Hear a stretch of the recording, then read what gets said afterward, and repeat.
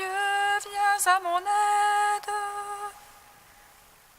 Seigneur, viens vite à mon secours. Gloire au Père, au Fils, au Saint-Esprit, maintenant et toujours. Dans les siècles des siècles. Amen. Alléluia.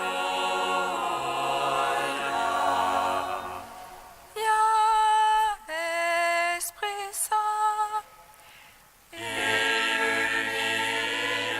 nos cœurs, remplis-nous de ta paix.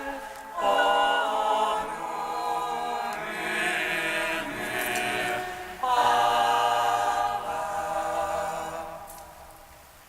Tu es notre Père, oh Dieu, toi notre force, vraie source vive. Viens, Esprit Saint, illumine nos cœurs, remplis-nous de ta paix. Oh, nous murmure, Abba. Lorsque tu es descendu vers la mort immortelle vie, L'enfer fut renversé par la splendeur de ta divinité.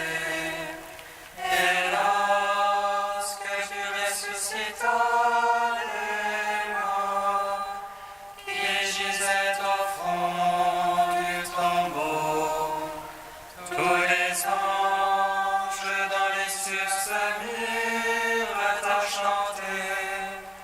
Gloire à toi, source de vie, ô Christ notre Dieu.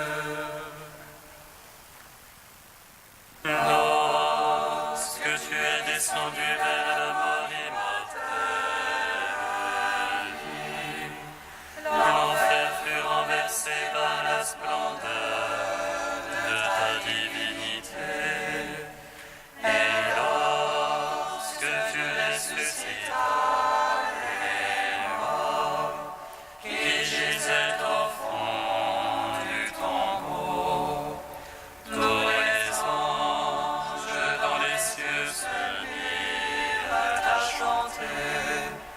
Gloire à toi, source de vie, ô Christ notre Dieu. Lorsque tu es descendu vers la mort immortelle vie, l'enfer fut renversé par la splendeur de ta divinité. Et lorsque tu ressuscitas les morts qui gisaient au fond du tombeau, tous les anges dans les cieux se mirent à chanter. Gloire à toi, source de vie, ô Christ notre Dieu. Psaume 118, strophe 21. donne la paix, Seigneur, à ceux qui gardent ta parole. Donne la paix, Seigneur, à ceux qui gardent ta parole. Des princes me persécutent sans raison. Mon cœur redoute ta parole. Joie pour moi dans ta promesse, comme à trouver grand butin. Le mensonge, je le hais, je l'exècre. Ta loi, je l'aime. C'est toi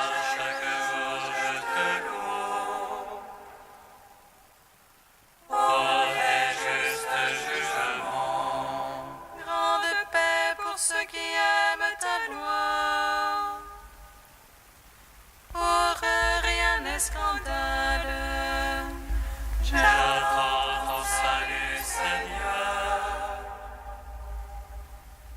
Tes ordres, je les suis.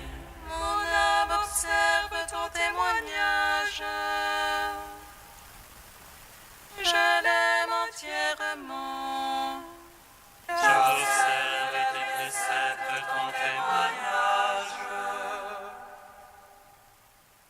Toutes mes voies sont devant toi. Gloire au Père, au Fils, au Saint-Esprit. Oh, les siècles, Amen. Donne la paix, Seigneur, à ceux qui gardent ta parole. Psaume 12. Fais-nous revenir à toi, Seigneur, que ton peuple en toi retrouve sa joie. Manifeste-nous ton salut. Fais-nous revenir à toi, Seigneur, que ton peuple en toi retrouve sa joie. Manifeste-nous ton salut. Jusqu'à quand, Seigneur, m'oublieras-tu jusqu'à la fin? Jusqu'à quand, mon Dieu, me vas-tu cacher ta face? Jusqu'à quand mettrai-je mon âme à révolte? Jusqu'à quand mon adversaire aura-t-il le dessus? Ah, mon cœur de chagrin de jour et de nuit. Jusqu'à quand, mon Dieu, me vas-tu cacher ta face? Regarde-moi, Seigneur mon Dieu. Illumine mes yeux que dans la mort je ne m'endorme.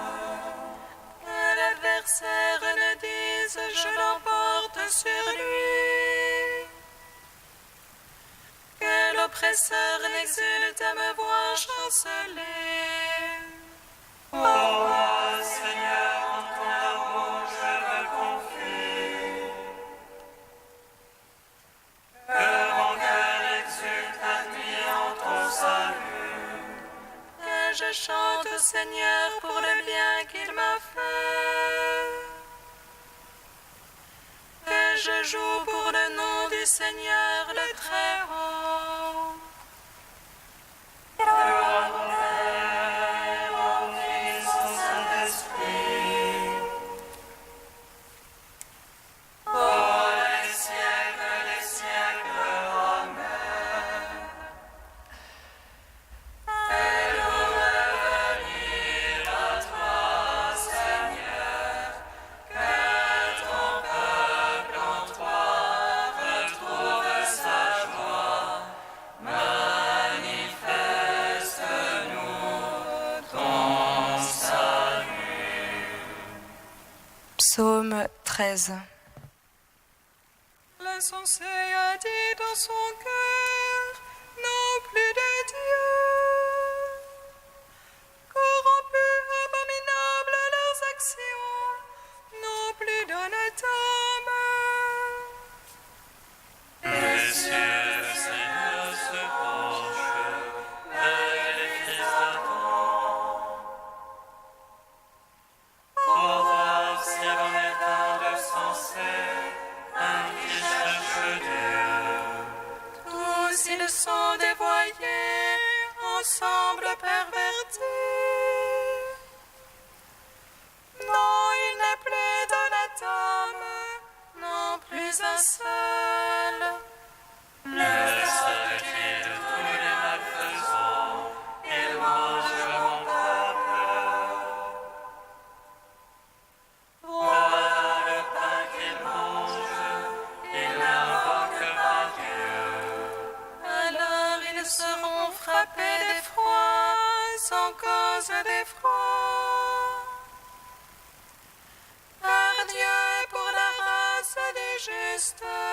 le Seigneur est son abri. La feuille déguisée du petit, mais le Seigneur est son abri. Il donnera de Sion le salut d'Israël, le Seigneur ramènera son peuple. Lorsque le Seigneur ramènera son peuple, allégresse à Jacob et joie pour Israël. Gloire au Père, au Fils, au Saint-Esprit, pour les siècles des siècles. Amen. Fais-nous revenir à toi, Seigneur, que ton peuple en toi retrouve sa joie. Manifeste-nous ton salut. Cantique de l'Ecclésiastique, page 268. Écoutez-moi, mes enfants, et grandissez, comme la rose plantée au bord de l'eau. Comme l'encens exhalait une bonne odeur, fleurissez comme le lys. Donnez votre parfum, chantez un cantique. Bénissez le Seigneur pour toutes ses œuvres.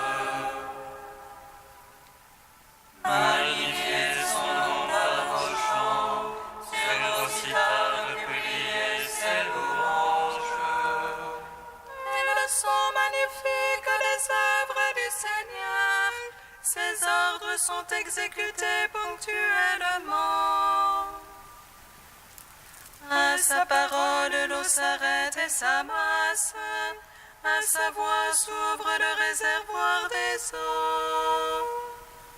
Que soit tout ce qu'il désire s'accomplir, personne n'arrête son geste de salut. Toutes les œuvres des hommes sont devant lui, aucune n'échappe à son regard. Son regard s'étend de l'éternité à l'éternité, rien n'est surprenant à ses yeux. Il ne faut pas dire pourquoi cela, car tout a été créé pour une fin.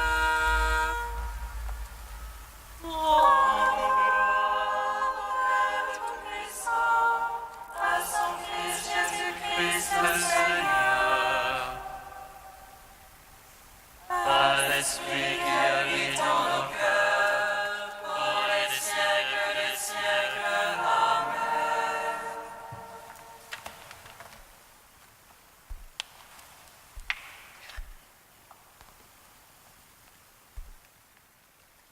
Dit cardinal Martini, s'ouvrir à la parole du Christ.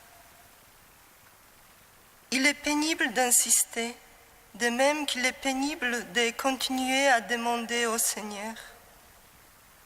Quand notre prière n'est apparemment pas écoutée, nous nous imaginons que Dieu est un peu sourd et nous vivons l'embarras de l'homme qui entend dehors, dans l'espérance que l'autre bouge, qu'il lui ouvre la porte.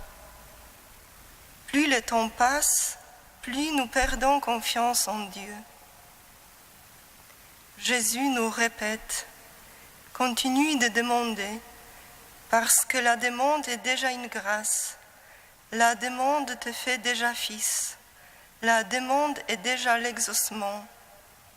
Si tu ne négliges pas cette prière pauvre, répétitive, tu deviendras mystérieusement fils et tu recevras également le pain pour nourrir les autres, même si tu es fatigué, aride et pauvre. Dans l'espérance, l'aujourd'hui s'ouvre à l'horizon de l'éternité, et l'éternité vient prendre racine dans l'aujourd'hui. Grâce à l'espérance, le temps quantifié, qui ne nous suffit jamais, qui est toujours trop court, devient temps qualifié, ère de la grâce, temps favorable, aujourd'hui du salut, moment goûté dans la paix.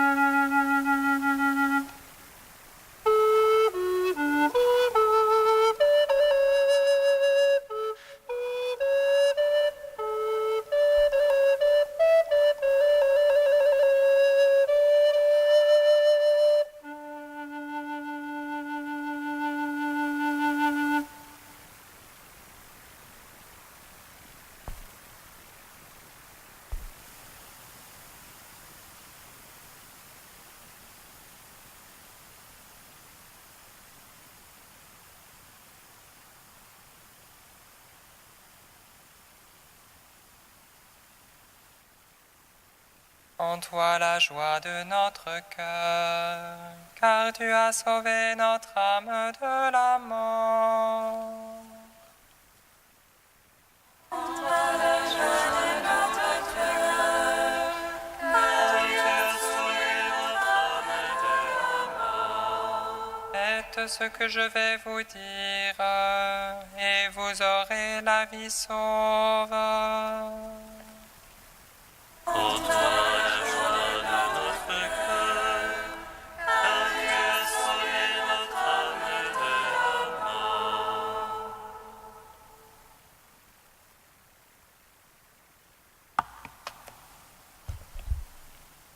Lecture du livre de la Genèse. La famine avait atteint tout le pays d'Égypte et le peuple réclama du pain à Pharaon. Mais Pharaon dit à tous les Égyptiens, « Allez trouver Joseph et faites ce qu'il vous dira. » La famine s'étendait à tout le pays, alors Joseph ouvrit toutes les réserves et vendit du blé aux Égyptiens. Mais la famine s'aggrava encore dans le pays. De partout, on vint en Égypte pour acheter du blé à Joseph, car la famine s'aggravait partout. Les fils de Jacob, parmi beaucoup d'autres gens, vinrent donc pour acheter du blé, car la famine sévissait chez eux au pays de Canaan. C'était Joseph qui organisait la vente du blé pour tout le monde, car il avait plein pouvoir dans le pays. En arrivant, les frères de Joseph se prosternèrent devant lui, la face contre terre. Dès qu'il les vit, il les reconnut, mais il les traita comme des étrangers et leur parla avec dureté. Il les retint sous bonne garde pendant 3 jours. Le 3e jour, il leur dit, « Faites ce que je vais vous dire et vous aurez la vie sauve, car je crains Dieu. Si vous êtes de bonne foi, que l'un d'entre vous reste détenu dans cette prison. Vous autres, partez en emportant ce qu'il faut de blé pour éviter la famine à votre clan. Puis vous m'amènerez votre plus jeune frère.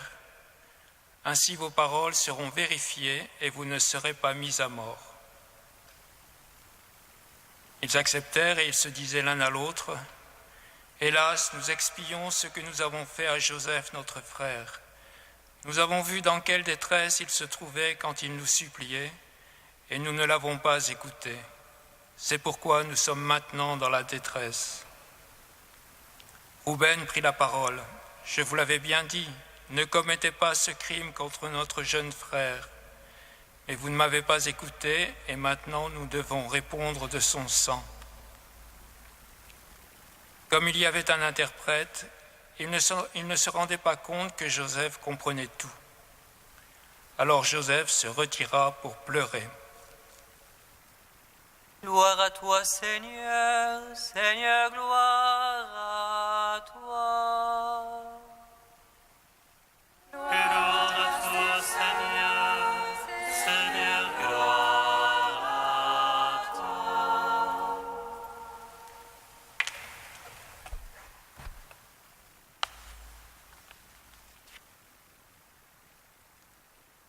L'histoire de Joseph occupe plus du quart du livre de la Genèse, puisqu'elle va du chapitre 37 au chapitre 50. Cette histoire pourrait s'appeler aussi « Histoire d'une fratrie qui devient fraternité ». C'est en effet une histoire qui commence avec la rivalité et la haine et qui se termine en réconciliation. Entre ces deux pôles, entre ces deux extrémités, se développe tout le processus de pardon et de repentance. L'épisode que nous avons lu, à savoir les premières retrouvailles de Joseph avec ses frères, s'inscrit dans cette dynamique, dans ce long cheminement vers la réconciliation. Il me semble que deux éléments sont mis en évidence, deux éléments absolument indispensables. D'une part, celui qui a été offensé doit pardonner. D'autre part, celui qui a commis l'offense doit reconnaître le mal qu'il a fait et se repentir de ce mal. Si on lit bien le texte, que voyons-nous? Joseph, dès qu'il les vit, il les reconnut. Et plus loin, Joseph se retira pour pleurer. Autrement dit, quand Joseph voit ses frères, qu'il les reconnaît, il se souvient de tout, de ses frères qu'il avait pris en haine, de son père Jacob qui le réprimandait pour ses rêves, de ses frères qui l'ont vendu, du déshonneur que lui a infligé la femme de Potiphar, de l'ingratitude de l'échanson de Pharaon. Bref, toutes ces blessures anciennes se ravivent. Pardonner vraiment, c'est aussi revivre des événements douloureux du passé. Il n'y a pas de pardon sans une certaine souffrance. C'est une des grandes différences de l'oubli. Il se retira pour pleurer. Son cœur est tout bouleversé. Loin d'écraser ses frères de son pouvoir, Joseph abandonne tout projet de vengeance. Et tout au contraire, cette phrase montre que Joseph a déjà pardonné. Mais son pardon ne se révélera qu'ultérieurement. Voilà pour Joseph. Pour les 10 frères, Joseph prend un malin plaisir à utiliser sa double supériorité, son pouvoir d'une part, mais aussi son savoir, car il sait qui sont ses frères, alors que ceux-ci ne le reconnaissent pas. Et il met ses frères en mauvaise posture. On est même en droit de supposer une certaine colère contenue en Joseph, puisque le texte dit « il leur parle durement ». Il leur fait connaître de l'intérieur le sort qu'il a connu lui-même, être privé de liberté, et les place devant la perspective angoissante de retrouver leur autre victime, Jacob, dans des circonstances rappelant celles de jadis. Il n'en faut pas plus pour que leur culpabilité remonte à la surface. Leur conscience s'ouvre. Nous expions ce que nous avons fait à notre frère. Cette prise de conscience est le début de la repentance. Mais on voit aussi par là même que Joseph est l'agent qui permet aux frères de se rendre compte de l'énormité de leur faute commune passée. Il est l'agent que Dieu utilise pour amener ses frères à la repentance. Que devons-nous retenir de ce texte ? D'abord que notre responsabilité primordiale, c'est de pardonner. Nous devons pardonner même si nous voyons que l'autre ne se repent pas. Sa repentance ne dépend pas de notre pardon. Joseph a pardonné à ses frères dès qu'il les a reconnus. Ceci n'enlève rien aux blessures. Ceci n'exclut pas la colère. Le péché n'est pas la colère, le péché c'est de s'enfermer dans la colère. Le pardon n'est pas non plus un refoulement amnésique. Il ne s'agit pas de tout faire pour oublier, il s'agit d'un acte de volonté. C'est décider que les faits sont irrecevables, c'est-à-dire que je ne dois plus en tenir compte dans mon jugement. Ce qu'il faut aussi retenir de ce texte, c'est qu'il faut prier et patienter. Jésus c'est le vrai Joseph. Joseph a été vendu vers l'âge de 17 ans. Il est entré au service de Pharaon vers 30 ans. Les frères sont venus en Égypte pour la première fois après 7 années d'abondance. Joseph aura donc patienté plus de 20 ans. Nous voyons pourquoi il est important pour Joseph, comme pour nous, de se confier à Dieu. Parfois, la réconciliation n'arrive jamais, malgré le pardon, malgré la prière et la patience. On ne peut que se remettre entre les mains de Dieu en sachant qu'il sait ce qu'il fait. En définitive, nous voyons que la prérogative du Seigneur est d'amener le bien à travers le mal. Aucune difficulté, si grande soit-elle, même pas notre orgueil, ne peut anéantir le projet de Dieu, celui de rétablir les liens d'amour d'une famille déchirée à cause du manque de dialogue. Ce projet peut être retardé, presque anéanti, mais il poursuit sa route. C'est ce que nous montre l'histoire de Joseph et de ses frères.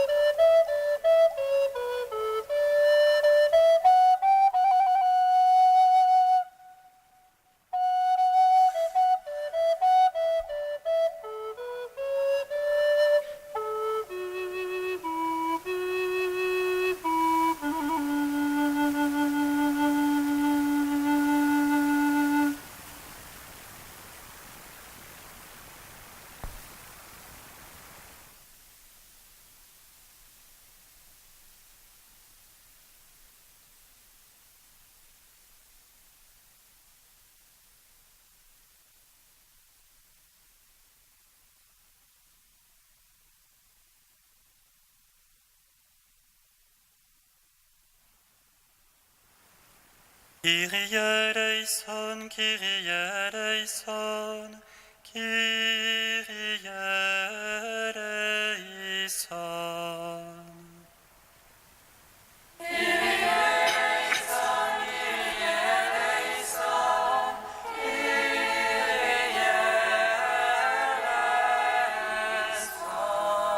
Ô notre Dieu, nous t'invoquons pour ceux qui souffrent de la faim.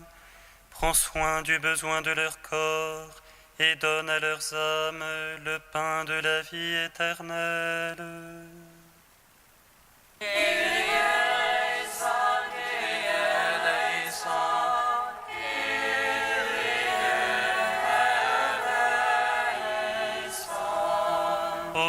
Notre Dieu, nous t'invoquons pour ceux qui sont en proie à la xénophobie.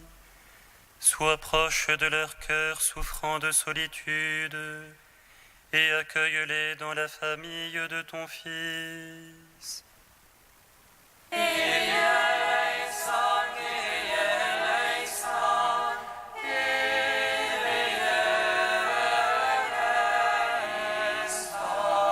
Ô notre Dieu, nous t'invoquons pour ceux qui ploient sous la violence. Guéris leurs blessures et donne-leur un esprit de réconciliation et de pardon.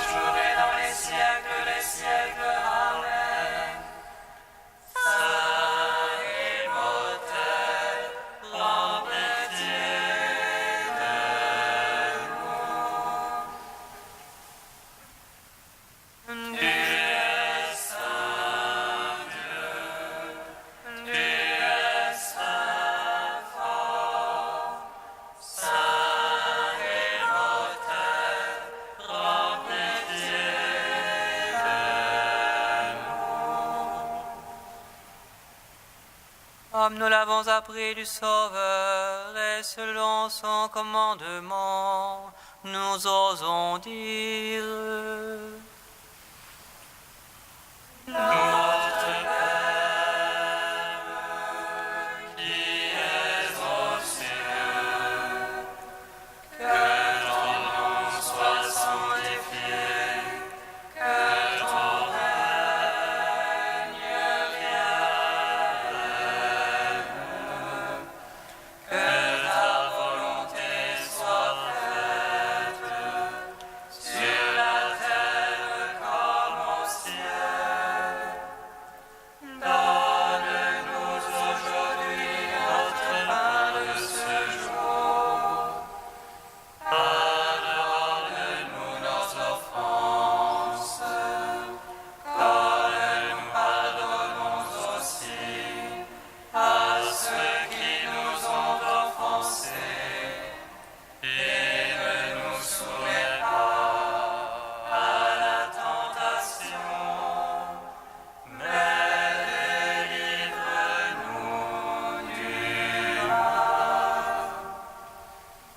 Car c'est à toi qu'appartiennent le règne, la puissance et la gloire pour les siècles des siècles. Amen.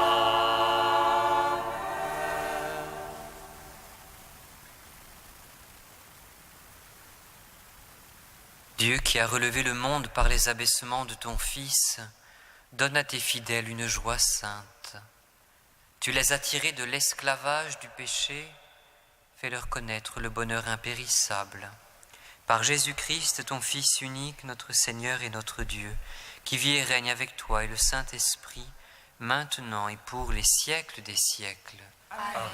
Bénissons le Seigneur. Rendons grâce à Dieu.